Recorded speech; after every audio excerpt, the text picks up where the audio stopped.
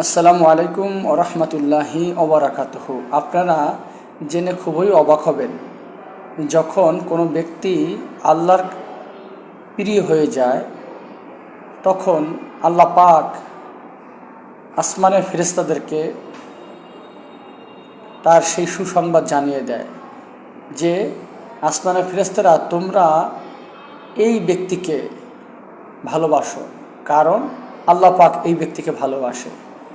আসমানের ফেরেশতারা আবার পৃথিবীর ফেরেশতাদেরকে বলতে থাকে যে, হে পৃথিবীর ফেরেশতারা, তোমরা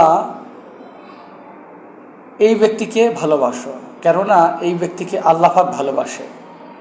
পৃথিবীর ফেরেশতারা আবার পৃথিবীর যত জীবজন্তু আছে সকলকে ঘোষণা করে দেয়, হে পৃথিবীর সমস্ত জীবজন্তু, তোমরা এই ব্যক্তিকে ভালোবাসো, কেননা এই ব্যক্তিকে আল্লাহ পাক স্বয়ং ভালোবাসে। সুতরাং দেখেন আল্লাহ পাক কত মহান। আল্লাহ পাক আমাদের তো অবশ্যই ভালোবাসে, সেই ভালোবাসা সে প্রকাশ করে এবং সেই প্রকাশটা আবার এলান করে দিয়ে দেয়। সুবহানাল্লাহ, কত না ভাগ্যবান ওই ব্যক্তি, যে ব্যক্তি আল্লাহ প্রিয় ব্যক্তি। আল্লাহ পাক সকলকে আল্লাহ পাকের প্রিয় হওয়ার তৌফিক দান করুন। আল্লাহুম্মা আমিন।